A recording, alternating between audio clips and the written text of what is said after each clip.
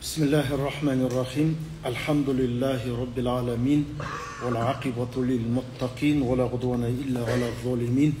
Allahümme salli ala seyyidina Muhammed ve ala alihi ve ashabihi ecma'in emma ba'd. Assalamu alaikum ve rahmetullahi ve berekatuh. Hürmetli cemaat, hürmetli Müslüman bağırlar, Allah Teala barşamızın kulçuluk ibadatlarımızda kabul etsin. Allah miyirimde, Allah raqımda, Allah Teala bizden kolumuzdan kelgenше жасаған izgi amallarımızda Allah kabul etsin. Biz Allah'a muhtaçbız. Allah hiç nersege muhtaç emas. Kulçuluğumuz kabul bolu üçün, күнәларымыз кешірілу үшін, тәубаларымыз қабыл болу үшін Allah керек бізге. Басқа біреу бар ма сенің күнәңді кешіреді? Егер Allah кешпейін десе. Сенің тәубаңды қабыл етіп беретін біреу бар ма? Жоқ. Allah егер оны қабыл етпесе, біз оған мұқтажбыз. Күн сайын, сағат сайын біз Аллаға жалбарынуымызды көбейтуіміз керек. Неге? Өйткені біз оған мұқтажбыз ғой. Біз керісінше бір Алла бізге міндетті секілді жүреміз. Сондағы бір жасап жүргеніміз бір намазымыз бар азын-аулақ, бір оразамыз бар азын-аулақ. Соны бір міндетсінгіміз келеді. Бұлай қарап отырсақ, енді мені кешетін шығар. Мені кешпегенде мен енді ана біреу жүрген адамға қарағанда нормальнымын ғой деп ойлайтын шығар адамда. Жоқ, олай емес. Ол Алла. Ол ешнәрге мұқтаж емес. Сен намаз оқыды екен деп кешпейді ол. Сен намаз оқыды, ораза ұстады екен деп кіргізбейді жәннатқа Алла. Алла кіргізсе оның рахымы, кіргізбесе әділдігі. Ла юс'алу амма яф'ал. Алла істегеннен сұралмайды дейді. Сондықтан құрметті жамағат, біз Аллаға мұқтажбыз. Сондықтан Рамазан Бути рахимахулла айтады ғой, адамның амалына сенуі оның пұтқа табынғанмен бірдей дейді. Қалай құтқарады? Мысалы, сенің намазың құтқара ма, айтшы? Алла ма құтқаратын? Алла. Намаз себеп. Шипаны беретін Алла, бірақ біз дәрі ішкен секілді себебін. Сол секілді ғана нәрсе ол намаз деген. Сондықтан міне біз Аллаға тәуекел етіп үйренуіміз керек, құрметті бауырлар. Әрқашан, әр дәрістің басында бұны қайталайын. Неге? Өйткені бұны білу керек. Өйткені біз кейде бір нәрсе істегенсіп, соны міндетсінуіміз келеді Аллаға. Неге маған бермей жатыр? Мен ona күнә істеп атқан жоқпын ғой. Менен біреулерге қарағанда қолымнан келгенше адал жүрмін ғой. Неге менің саудам жүрмейді? Неге менің малым өледі деген сияқты адам ойлап қалады. Ол сауатсыздық қана. Көрдіңіздер ме? Сондықтан Алла Тағала бізге сол нәрсені істеді, ғибрат жіберді ғой. Құран бізге пайғамбарлардың өмір тарихы. Пайғамбарлар ауырған, өлтірілген пайғамбарлар. Көрдіңіздер ме? Өйткені оларды қорғау Аллаға міндет емес. Сондықтан міне көрдіңіз, оның жанында біз кімбіз? Біз пайғамбарлар ешкім емеспіз. Сондықтан біз Аллаға мұқтажбыз. Алла еш нәрсеге мұқтаж емес деп жалбарынуымыз керек. Алла, мен саған мұқтажмын. Мен сенен сұрамасам, кімнен сұрайын мен, айтшы? Раб деп жалын. Пендешілігіммен, мен сауатсыздығыммен, бәлкім тәкаппарлығыммен мен күнә жасап қойдым, Раб. Нәпсімнің жетегінде кетіп қалдым мен. Енді соны сен кешпесең, басқа кешетін ешкім жоқ, оны кешіріп беретін. Раббым, кешірші деп сұрауға, жалбару керек. Фәдғуни әстәжиб лакум. Сендер дұғағыңдар, мен сендердің дұғаларыңды қабыл етем. Сондықтан пайғамбарымыз саллаллаху алейхи ва саллям деді, сендердің бәтеңкелеріңнің, яғни аяқ киімдерінің бауы үзіліп қалса, да Құдайдан сұра дейді. Алланың құдіреті шексіз. Раббым деп, біз барлық нәрсені сұрай білуіміз керек Алладан. Көрдіңіздер? Сондықтан иншалла осы нәрсені естен шығармау әркез. Дұғаның басында да өзің мұқтаждығыңды сездір. Анау бір адам Қағбаның жанында тұрып, ертеректе ғой енді, жалынып Алладан сұрап жатыр дейді. Я Алла, өзің жарылқай көр, я Алла, өзің адалынан ырзық несібе бере көр, мына бишара құлыңды кешіре көр, мына бишара арсыз сорлы пендеңді жарылқай көрші, я Раббым, өзің молынан берші деп сұрап жатыр дейді да, анау жаңағыдай. Соны енді аяп кеткен адамдар жаңағыдай қолындағы барын беріп жатыр дейді ана адамға. Сөйтсе әлгі адам бір шаһардың бай екен. Сен енді осынша бай болып тұрып, енді адамдар айттың ғой, мыналарың не деп, енді сен жанымыз ашып беріп жатырмыз деген ғой жаңа. Мен бір қаланың байымын деген, Бағдат секілді шаһардың. Енді мына халіңе деген кезде, Алла сол халді, менің қолымдағы нәрсе, оның құзырындағы нәрсенің жанында ешкім емессің да сен. Сонда қанша жағдай болса да, ол Құдайдың алдында өзін бишара сезінген адам да. Біз кішкене бір жаңағы анау жал бітсе, қазақша айтқанда, я Раб, беремсің бе, бермейсің, өзің білесің, бер деп, олай болмайды. Сен мұқтажсың. Сондықтан имам Тахауи рахимахулла өзінің ақидасында айтады, кімде-кім Аллаға доли секунда, мысалы қазіргі тілмен айтқанда, мұқтаж емеспін десе діннен шығады дейді. Біз мұқтажбыз. Сен айтшы, мен бір секунд Құдайға мұқтаж болмай тұра аламын дейтін болсаң, сен күнәқарсың, сен діннен шығасың. Өйткені біз Құдайға мұқтажбыз. Жүрегіңнің қағуы, клеткаларың істеуі, миыңның қабылдауы, түсінуі. Қазір миыңның бір бөлігін тоқтатып қойсыншы, болды. Ештеңе істей алмайды саған. Ештеңе істей алмайды ешкім. Сондықтан міне Алла тағала өзінің мейіріммен, өзінің рахметі. Сондықтан осы бір жер басып мына мешітке келуіміз Алланың мейірімі ғана болды, басқа ештеңе емес. Мейірімі түсті, келдік. Я пендем осы бір сауапты алшыншы деді, болды. Ой, уақытым болып қалды, ана жерден түсіп қалдым, анау осы жерде кезі жоқ, бәрі Алланың сол қалауымен болады. Енді бүгін Құдай қаласа фаслун фи сифатил ирада. Біз бұған дейін имам Абу Баракат Насафидің такуин сипатына тоқталған болатынбыз. Яғни Алланың бұл дүниені жоқтан бар ету, болдыру сипаты. Яғни Алла тағала такуин сипатымен әлемді бар қылды, такуин сипатымен бізді бар қылды, такуин сипатымен әлі талай нәрсе не істейді, болады, жүзеге асады. Енді осының барлығы би ирадатилля, Алланың қалауымен жүзеге асады. Алла қалады. Сондықтан енді мына жерде біз кейде мына таңдау мәселесіне келген кезде бізде ахлу сунна уал жамағада пенденің таңдауы бар.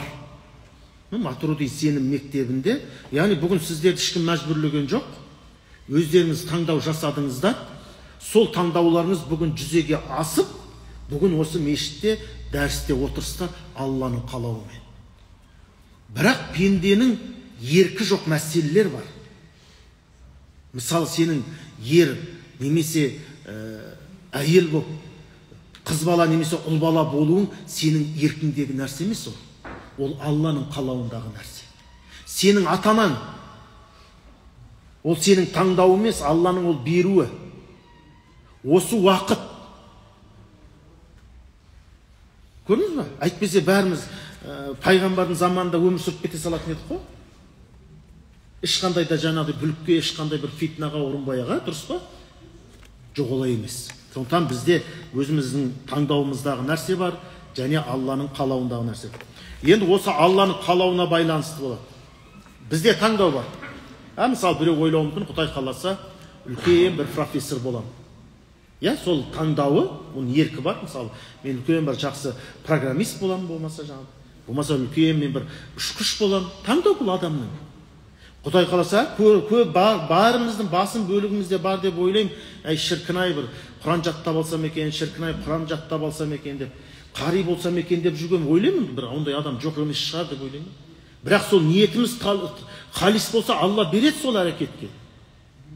Үлгере алмай қалсақ, ертең бұл уақыты болғанда бұл жатпайтын еді деп жазылады ол нәрсе. Міне мейіріміз сол. Бірақ сол таңдауымыз қашан жүзеге асады? Алланың қалауымен жүзеге асады. Көрдіңіздер ме? Сондықтан адамның бәрінде көп таңдау бар мысалы. Бірақ соның барлығы Алланың қалауымен жүзеге асады. Енді сол мынау Алланың қалауына байланысты тақырып бар. Фи исбатил ирадати лиллахи таала. Алла тағалаға ирада, яғни қалау сипатын бекіту тақырыбы. Яғни Алланың қалау сипаты бар. Яғни біздің осы 20-ші ғасырдың аяғы, 21-ші ғасырдың басын көруді Алла қалады. Біз сол уақытта келдік. Бұл біздің таңдауымыз емес. Болмаса әкеміздің шешем, болмаса мен негізі қыз болғым келген еді, Алла ұл қылып қойыпты деп айтпайсың, ер бала қылып. Болмаса қыз бала айту мүмкін, мен ер бала болғым келген еді, ер бала қыз бала қылып қойыпты демейді. Бұл біздің таңдауымыздағы нәрсе емес. Енді қай бір уақытта мысалы, біреулерге жаңағы екінші дүниежүзілік соғысты көру сол уақытқа келді. Біреулерге жаңағы аштық уақытқа келді. Мысалы, біреулерге қырғын уақытқа келді. Солай. Біреулер жаңа қандық дәуірде, біреулер ана дәуір, біреулерге жаңа пайғамбарға сахаба болуды, сол дәуір, сол кісіні жолығуды, сол кісімен сұхбаттас болуды. Айдала жатқан анау Салман әл-Фариси. Ол сол анау жаңағы Фарсыда туып, сол анау жаңа ақырдың пайғамбары Мұхаммед саллаллаху алейхи жолығады. Ол көрдіңіз бе, тағдырында тұрған нәрсе еді. Ол оның қалауы емес еді, Алланың қалауы еді. Ол сол уақытта шықты. Пайғамбарымыз не деді? Сәлман минна мин әхл байт, Сәлман бізден, ол біздің әхл байттан деп өзіне қосып қойды, мысалы, тек жағынан. Иғлам анна ирадата муштаққатун минар рауд ва хуа талаб. Енді ирада деген сөзге келеміз. Жалпы біз енді қалау деп атырмыз ғой. Енді мынау шариғат пәндерінде екі тілде қарастырылады. Сөздің исламға дейінгі қолданысы, сөздің ислам келгеннен кейінгі қолданысы. Мысалы, сола дейміз. Бұл кәдімгі арабтар саллайту десе, дұға қылдым деген сөз болған. Сөйтіп келді не істеді? Ислам түскен уақытта, шариғат Құран түскен уақытта, сөйтіп ислам шариғаты түскен уақытта жаңағы сола деген сөз біздің тілмен айтқанда намаз деген сөзге қолданылды. Негізі асылы ол сөздің мағынасы дұға еді. Кейін қандай сөз терминге айналды? 5 уақытта белгілі бір формада, белгілі бір және ереже тәртіппен орындалатын құлшылық түріне айналды. Сондықтан салла десе, саллайту десең, намаз оқыдым деген сөз шығады. Сол секілді араб тілінде кез келген бір сөздердің негізгі асылы мағынасы бар. Асылы мағынасы бар. Сиям дейтін болса, мысалы, ораза, мұтлақлы имсак. Мысалы, мен жаңағыдай ет жеуден тыйылып, сөйтіп айтсам, ұстаз ет жеңіз десе, мен айтам, мен ораза едім деймін. Яғни ол ораза едім деген мұтлақ имсак, яғни сен мен ет жеуден тыйылып жүрмін деген мағынаны білді. Болмаса шай іш десе, жоқ, мен ораза едім дейсің. Кейбір жерде жаңағыдай осылай айтсаң таңғалып қалады деймін, мына кісі жеп отыр, қалай оразамын деп отыр деді. Онда жаңағы шариғатты білетін маман сразу түсінеді. Мына кісі тілдік мағынасын айтып отыр ғой деп. Сол секілді мынау ирада дегенде бұл қалау. Енді сол қалаудың мағынасын айтады. Әл-ирадату муштаққату минал рауди ва хуа талаб, яғни талап ету. Ирада сөзінің негізгі мағынасы талап ету. Мысалы айтым, қаламды көтеріп қойш, Құранды орнына апарып қойш, өтініш мешіттен шығып тұрасың ба? Бұның бары не? Талап. Көрдіңіз бе? Бұл ирада деген мағынаны. Енді осы мағынаны біз Құдайға істетеміз бе, істетпейміз бе деген әңгіме бар. Сондықтан біз кейбір сөздер келген кезде оның Құдайға лайықты мағынасы қабылданады.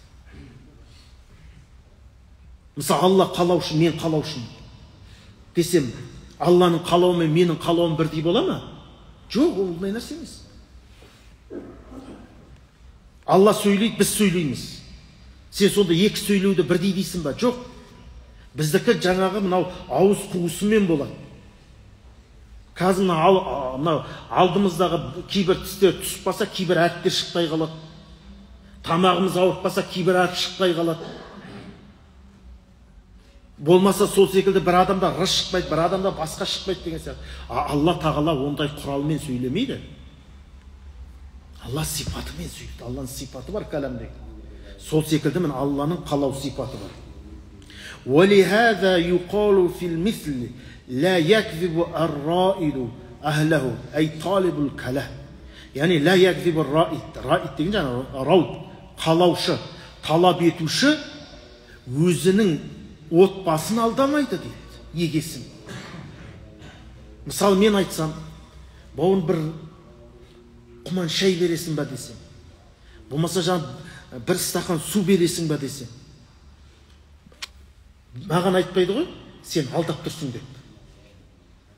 Түсінді ме? Сондықтан бұл сөздің мағынасы ирада деген сөз талап ету. Мысалы, жете алмайтын бір 500 теңге бересіз ба автобусқа деді. Көрдіңіз бе? Осыны айтып жатыр, мысал келтіріп жатыр да. Аул мәйлу. Немесе жаңағы мәйіл дегеннен шығады. Қалау деген, ирада деген сөздің мағынасы талап ету, немесе әлмәй, иілу. Яғни, мысалы, адам бір нәрсеге не істеп тұрады, бізде айтады ғой, бүйрегі бұрып тұр дейді.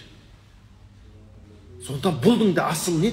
Сол талапқа кетіп тұр да, немесе жаңағы иілу. Мысалы, мен қазір бір сөзімнен бір нәрсені аңғаруларыңыз мүмкін да, мына кісі бағанадан дәрістің басында негізі бұл кісі былай қарай иіліп тұр екен.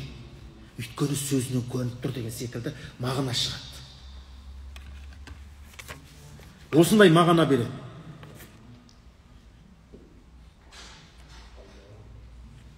وَجَزَ أَنْ يَكُونَ الْأَصْلُ فِيهِ الْمَيْلُ. Негізінде сондықтан бұл сөздің асылы сол әлмәй, иілу, бұрылып тұру, беріліп тұру деген мағынада. Мысалы, мен қазір бұл бауырыма қарап бүйтіп сөйлей берсем, осы бауырыма қарап түсініп, мына жақ тараптағылар ойлайды да, мына кісіге бүйрегім бұрып тұр. Оны қайдан білсін? Яғни қимыл әрекетінен деген секілді ұғым шығуы мүмкін да.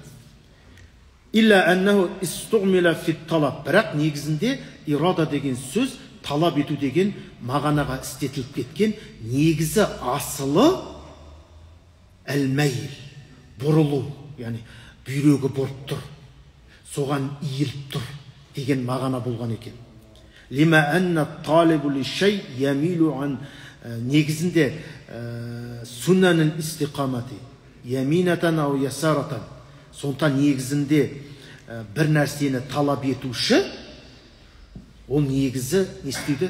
Негізгі нәрседен оңға, солға иілуді білдіріп тұрады. وَكَذَا طَالِبُ الْكَلَامِ يَمِيلُ عَنْ طَرِيقِ الْمُسْتَقِيمِ لِيَنْظُرَ إِلَى مَسَاقَاتِ الْغَيْثِ. Сондықтан бір нәрсені азық түлікті талап етуші адам, сусынды талап етуші, негізгі жолдан оңға, солға не істейді? Жалтақтайды. Мына кісі не нәрсеге жалтақтап, бір нәрсені талап етіп тұр, бір нәрсе керек қып тұр деген мағынаны білдіреді. Енді осындай сөздің мағынасын немесе дейді وَجَزَ أَنْ يَكُونَ عَلَى الْعَكْسِ لِمَا أَنَّ الْمَيْلَ عَنِ الْإِسْتِقَامَةِ لِيَكُونَ إِلَّا لِطَلَبِ شَيْءٍ عَادَةً وَحَدُّهَا عِنْدَ الْمُتَكَلِّمِينَ. Енді қараңыздар, Алла қалаушы деген кезде Алла бір нәрсені талап етіп тұр. Өйткені ирада деген сөз ол талап ету бір нәрсені. Аллада қалау, ирада сипаты болу деген сөз, яғни Алла бір нәрсені талап етіп тұр, немесе бір нәрсеге бұрылып, иіліп тұр деген мағына болмайды. Сондықтан бізде де енді ақида мамандары осы пәннің былай деп айтады. Мағына, яғни Алла қалаушы деген, ирада, Алланың ирада, яғни ирада дегенді айтым, қалау деген нәрсе асылы талап ету. Енді Алла талап етіп тұрма деген кезде мағына қандай? Мағына юджибу тахфифул мафқулати би ваджин дунал ваджити. Яғни бұл деген Алланың қалауы деген сөз бізден бір нәрсе талап ету деген сөз емес. Нені білдіреді? Қандай бір іс-әрекеттің қандайда бір жағдайда болуын білдіреді. Мысал айтамыз, біздің бүгін осы жерде отыруымыз Алланың қалауы. Міне ирада деген сөздің мағынасы осы. Сен айтамайсың, бүгін мен негізі Шымкентте болуым керек, болмаса Астанада болуым керек. Жоқ. Өйткені Алланың қалауы бүгін осы жерде еді. Түсіндіңіздер ғой? Міне соны айтады. Сен айтамайсың міне. Нақ мен бүгін отырмын. Мен жаңағы одан да анау қандықтың дәуірінде отырып жаңадай елді жерді қорғап батыр болып шахид болып кетуім керек деп айтамаймыз біз. Өйткені Алланың қалауы, ирадасы қалау дейді. Біздің осы уақытта болуымыз міне сол Алланың қалауы. Сондықтан айтам, бүгін менің осы жерде болуым бұл Алланың қалауы деп айтамыз. Яғни не? Менің осы жерде бүгін болуым бұл Алла тағаланың қалау сипатымен жүзеге асқан нәрсе. Уақила сифатун янтафи амман қамат бихил жабр уал иттирар. Немесе Аллаға біз ирада сипатын берген уақытта, яғни Алла қалаушы, тек оның қалауы болады деген кезде нені білдіреді? Алла тағала мәжбүрлі, Алла тағала жаңағы еріксізден деген ұғымды Алладан қайтару. Мысалы, біздің осы жерде болуымыз бір еріксізден болмаса жаңағы біреу мәжбүрлегендіктен Алла қалады ма? Жоқ. Сондықтан Алла қалаушы деген кезде сіздер бір нәрсені түсініңіздер. Ешкім Алланы мәжбүрлей алмайды. Түсіндіңіздер ме? Аяз болу керек пе? Болды. Өйткені ол Рабб. Міне көрдіңіз, біз осы сипаттарды білу арқылы біз Алланы тани түсеміз. Алланы тани түсеміз. Міне, біз жоғарыда айтқанымыз, мән ғарафа нафсаху, ғарафа раббаху. Біз мынадай хадисте айтамыз, кім өзін таныса, Құдайын таныды дейді. Не түсінесіздер бұдан? Кім өзін таныса, Құдайын таныды дейді. Қалай, міне қараңыздар, міне сіз, біздің қалауымыз Алланың ирадасында, Алланың қалауында. Мысалы, мен қазір президент болғым келеді, болғым келмейді емес. Бірақ менің ол қалауым қасан жүзеге асады? Алла соны қалаған уақытта асады. Демек бола алмадым. Демек менде ирада жоқ.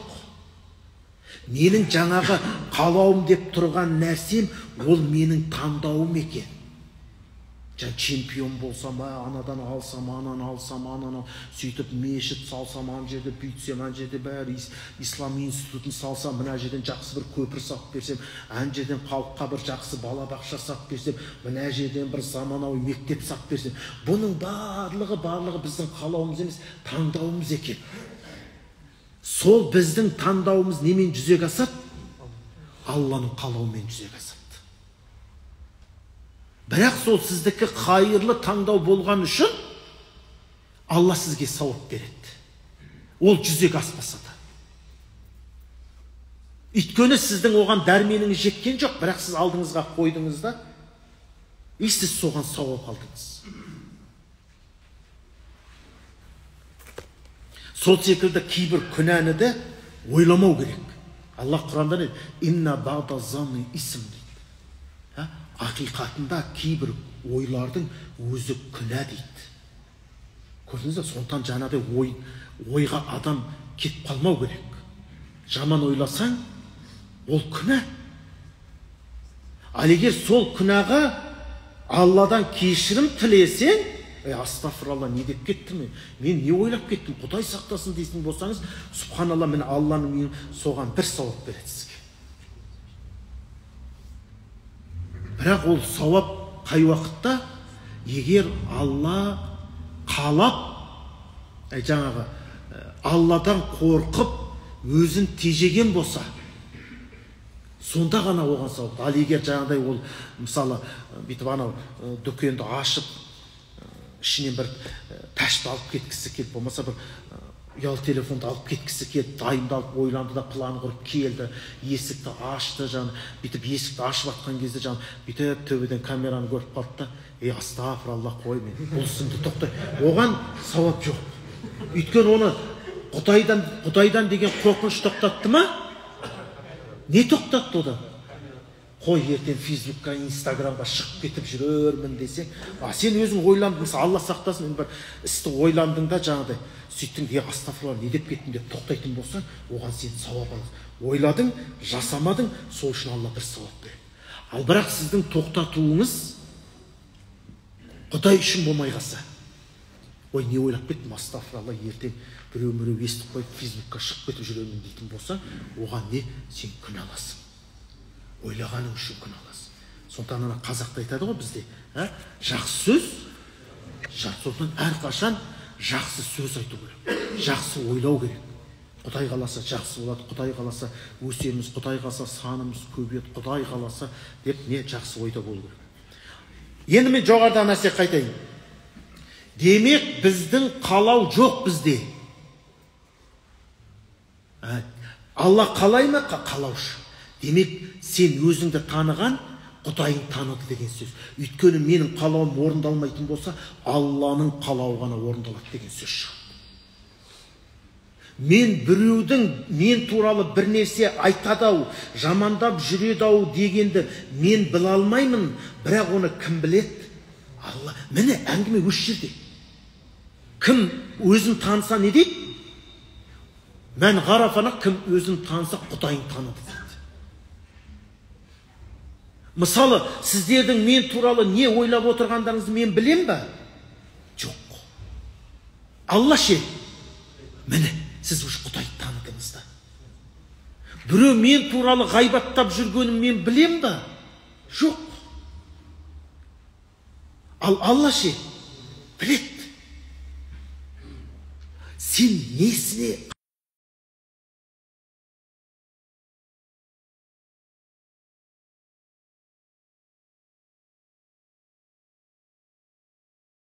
өйткені біз Алланың қалауы тек орындала береді. Біздікі жоқ. Міне көрме, сен өзіңді тану арқылы сен Құдайды таныдың. Ана жерден біреу маған бірден көзім зрением төмен көре алмай қалдым. Бірақ оның маған көрсеткен қимыл әрекетін Алла көрді ме? Болды. Демек ол есепсіз қалмайды. Есепсіз қалмайды. Міне сондықтан біз бірінші, Алла Тағала Құранда айтқан ғой, сендер өздеріңе қарамайсыңдар ма дейді. Біз осы өзімізді тани түссек, біз Құдайды тани түсеміз. Сен ешқашан қынжылма. Мені жамандап жүр біреу, мен соны біле алмай жүрмін деп, сен оны біліп тұрған заттар, ол Аллада болды, қоя сал. Тапсыр тісіңді. Аллаға тапсыр. Сен әрекетін жаса, енді әрекет жасағанның бәрі бола бере ме? Көрдіңіз бе? Сен әрекет жасайсың, бәрі бірдей бола бермейді. Ал кімнің әрекеті, кімнің қалауы болады? Демек, менікі бірде болмаса, онда тек Алланың қалауы болып жатыр. Көрдің бе, сен уже Құдайдың қалауы болатындығын тани түстің. Сен көзің көру шектеулі ме, Құдайдың көру шексіз екендігін біл. Ол біз мысалы дуалдың артындағыны көре алмаймыз. Алла көріп тұр. Біз мына дуалдың артында не айтып жатқан сыбырлаған адам ести алмаймыз. Елдар болмыз шынымен жан дүниесімен сөйлесіп отыр. Мен ести алмаймыз біз. Бірақ оны Алла естиді. Міне, біз өзімізді тану арқылы Құдайды таныдық. Сол секілді бізде де қалау бар, Аллада да қалау бар. Бірақ Алланың қалауы орындалады, біздің қалауымыз Алланың қалауының несінде? Астында. Көрдіңіз бе? Сондықтан міне біз Құдайға не істеуіміз тапсыруымыз керек. Демек болмай қалды ма ісің? Алланың қалауы. Ал ренжісең, өкпелесең, болдырма, пожалуйста. Бауыр президент болғысы келді, сайлауға түсіп өте алмай қалды. Ренжіт, мен неге өте алмай қалды? Алла қаламады. Ренжітеді. Айтады, мен ренжісеңіз болдырып алсаңызшы. Жоқ. міне біз осылай сондықтан не істейді болады, бұл Құдайдың жазуы сабыр дейді. Міне әңгіменің төркіні осыған. Бұның бәрі бір-бірімен байланысып тұрған нәрсе. Біреуін болып ақиданы сен шариғатта ақылақтан бөліп тастай алмайсың сен. Керек бұл нәрсе. Ол адам қалай, мысалы, адам өзін танымаған уақытта, яғни ол ойлайды, менің қолымнан бір нәрсе келеді дейді да не істейді, ол соған кірісіп қолынан келмей қалса, барып та асылып өліп қалады. Біттім, құрдым деп ойлайды да. Бұл менің қолымдағы нәрсе емес, бұл Құдайдың қалауындағы нәрсе ғой десе, адам ол емтиханнан өтпей қалса, ұбт-дан өтпей қалса, бизнесі жүрмей қалса, ол ренжімейді. Демек Құдайдың бір қайыр тілеп тұрған шығар. Ана бір патшаның уақытында уәзірі болған ғой. Негізі айтады ғой, уәзір жақсы, қан жақсы дейді. Қанның жақсы болуы негізі уәзірден ғой. Яғни ол не деген сөз? Кеңесші. Сондықтан жақсы адам болу үшін сізде не болу керек? Жақсы дос, жақсы кеңесші болу керек. Сол кезде сен жеңесің. Сен ойлайсың, менде жаңадай ақша болса, мен бәрін шешемде оның жоқ. Ақшам болса, бизнесім жұрт болса, мен жақсы болам деп ойлайсың. Жоқ, ол емес. Сенде жақсы кеңесші болу керек, жақсы дос болу керек. Бауырым, қой, бәрі Алланың ісі ғой. Болды. Сабырға шақырдыңыз, сабырға шақырды. Ал қашан адам істі өзін алады, сол кезде бар басылып қалады. Мен болдырамадым дейді да. Адамның қолында болса, неге қаншама адам сәби сүйе алмай жүр? Неге жасап алмайды? Қаншама адам бәлен жылдап ауруынан айыға алмай жүр? Неге жазып алмайды өзін? Жоқ. Ол жазылады Құдай қалаған күні. Анау балалы болады Құдай қалаған күні. Мына өмірдің өзі бізге негізі сабақ қой, содан ғибрат алып үйренуіміз керек, құрметті бауырлар. Алла саған бала бермей жатса, сен жаман деген сөз емес. Алла біреуге үйіп төгіп баланы, ұлды да қызды да беріп жатса, ол жақсы деген сөз емес, құрметті бауырлар. Сен ауырып жүрсең, значит, сен жаман болғаннан кейін Алла ауру берді деп ойлама. Егер бір адам ауырмайтын болса, оны Алла жақсы көргеннен ауыртпай қойды деп ойлама. Бәрінің астында не бар? Сынақ бар, сұрау бар, құрметті ағайын. Көрме, біздің қатемізде бізде ойлаймыз, балам, мен жаман адам. Жоқ, сен жаман адам емес. Кім айтты баласы бар адам бәрі жақсы деп? Кім айтты денсаулығы бар адамның бәрі жақсы деп? Кім айтты ақшасы көп адамның бәрі жақсы? Біреуге Алла тағала миллиард доллар берсе, сен ойлап қалма, ол адамды Құдай жақсы көреді деп. Жоқ. Қайда ол әлі анау миллиардқа жауап береді? Жәннаты болған болса, 500 жыл кейін кіреді кедей мұсылманнан. Ол біз бұл дүниенің уақытымен айтып отырмыз да, 500 жыл. Ал ақыреттің бір күні 50 мың жылға тең болған кезде, сен 500 жылды шақшы 50 мыңға. Сен ол уақытта жәннатқа кіріп кайфуша болатасың ғой. Өйткені сенде бір үйің болған, бір азын-аулақ малың болған, қолыңда жаңа баласын жауап бердің, не істедің сен? Мысалы, сен анау миллиард доллар бар адам мен 1000 доллар бар адам қайсына аудит жасасаң тез болады. Қайдан алдың? Елдар тексерсек, тас бітті. Миллиард доллар бар адамды аудит жүргізетін болса, оған үлкен уақыт керек. Бен не есептейді, анам бәрі. Оның қоласында, мысалы, 1000 адам біреуінің қоласында, 10 мың адам жұмыс істейді. Біреуінің қоласында 80 мың адам жұмыс істейді. Сол 80 мың адам уақытлы еңбек ақысын алды ма? Ана жерде бухгалтерлер біреуінің еңбегін жеп қалмады ма, премиясын? Оның бәріне анау түгел жауап бергенше ол тұрады. Ол тұрады. Ол 3 мәрте дүниесін кедей боламын деп, осы хадисті естігенде Абдурахман ибн Ауф бай болған адам дейді ғой. Қазір салыстырмалы түрде есептегенде 400 миллиард доллар болған дейді состояниесі. Жәннатпен түрегінде сүйіншіленген адам. 3 мәрте дүниесін түгел таратып жіберіп, ойлаған ғой, қарапайым болып қаламын. Бірақ оның қарапайым болу оның қолында ма? Жоқ, қайта байып кете берген, қайта байып кете берген. Өйткені кім оған беріп тұрған? Ал Алла бізге миллиардты жазбаса, сен маң жерден блогер бол, маң жерден каучер бол, сен жаңағыдай маң рет семинар тренингке қатысып бола алмайсың. Бірақ бұл деген сөз келешекке үмітті үзіп қою деген сөз емес. Біздің ол беруде Алла құзырында, алуда Алланың құзырында, иелігінде қоя сал дейтін болсаң, ол сен сол қоя салатын дегенді білгенді Алла тағала. Сөйтіп саған бермей қойған. Беруші Алла бізден әрекетті тоқтама. Ана кәсіпті көр, жүргізіп көр, мына кәсіпті көр, ұйықтама, жатпай тұрмай еңбек ет. Ол Алла біреуге айтып отырмын, Алла біреуге беріп, біреуге бермесе, ол зұлымдық емес. Ол ананың еңбегі, ол ұйықтамайды. План сат қазір үйге бар.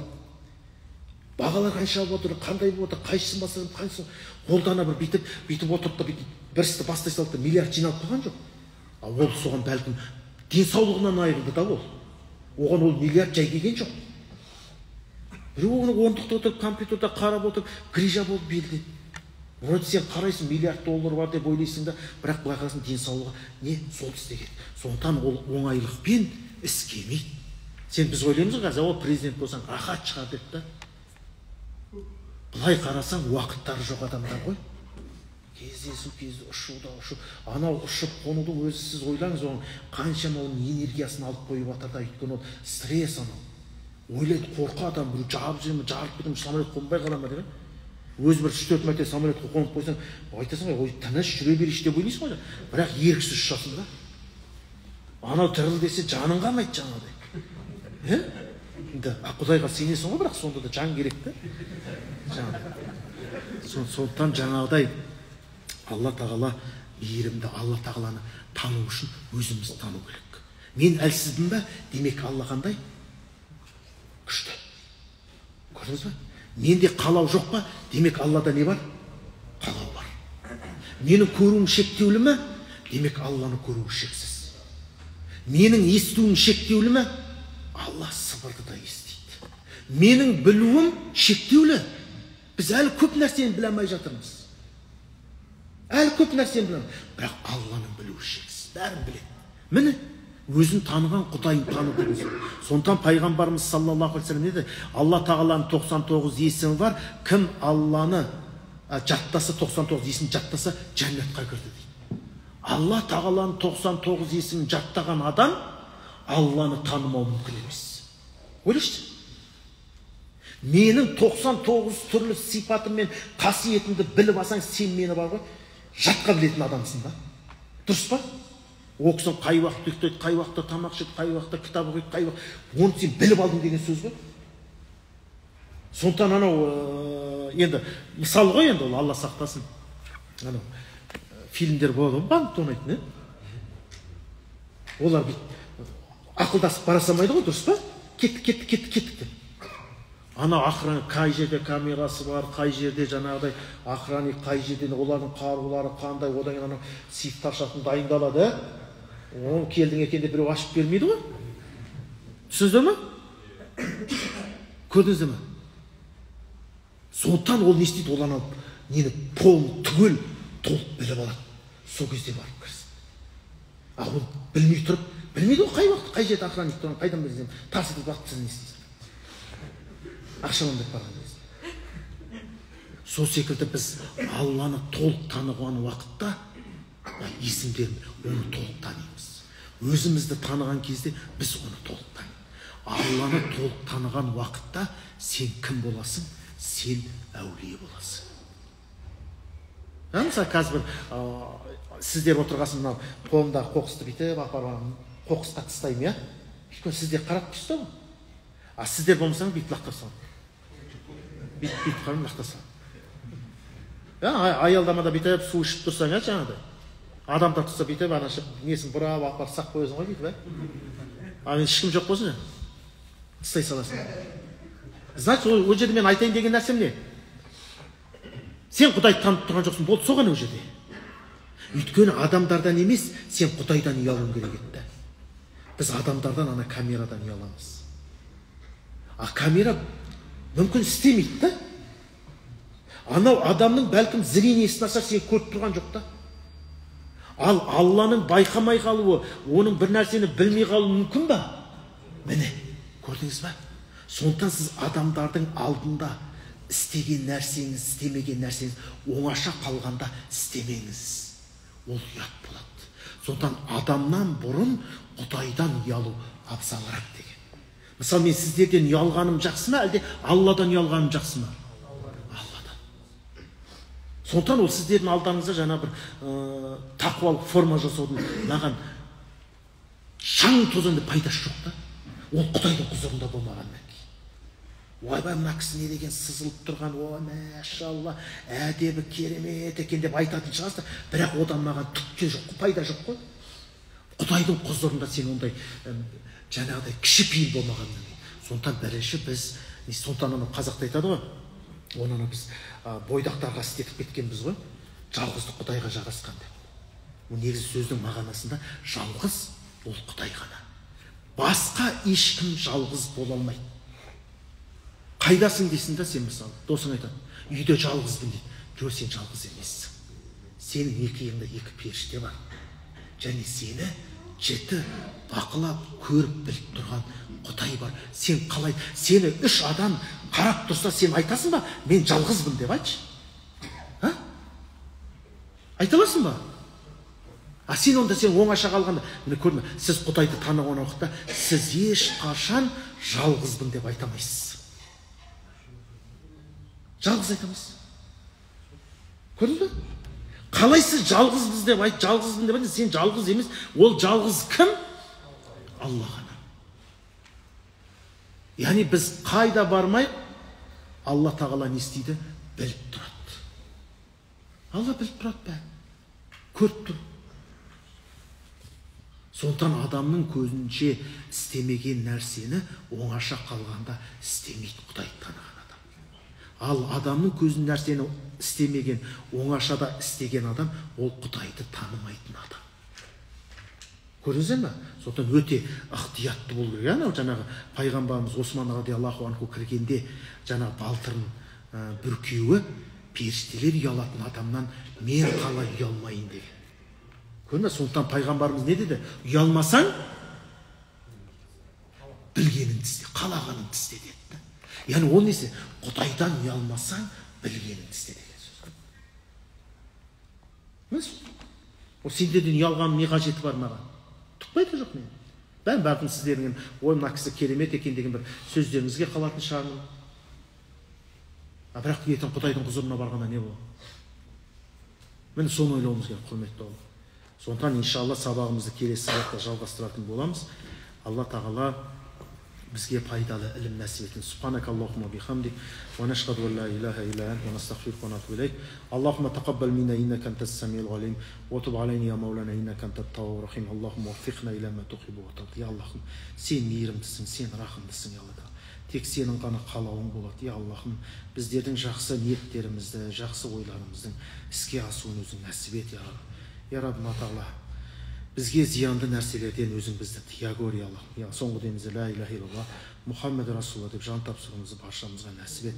Адасып жүрген, я дінге қарсы шығып жүргендердің, я Аллахым, өзің жүректеріне хидаят бер, оған сенің құдіретің жетеді. Ва саллаллаху аля сайидина Мұхаммед ва аля алейхи ва саллям. Алла разы болсын, аман болыңыздар.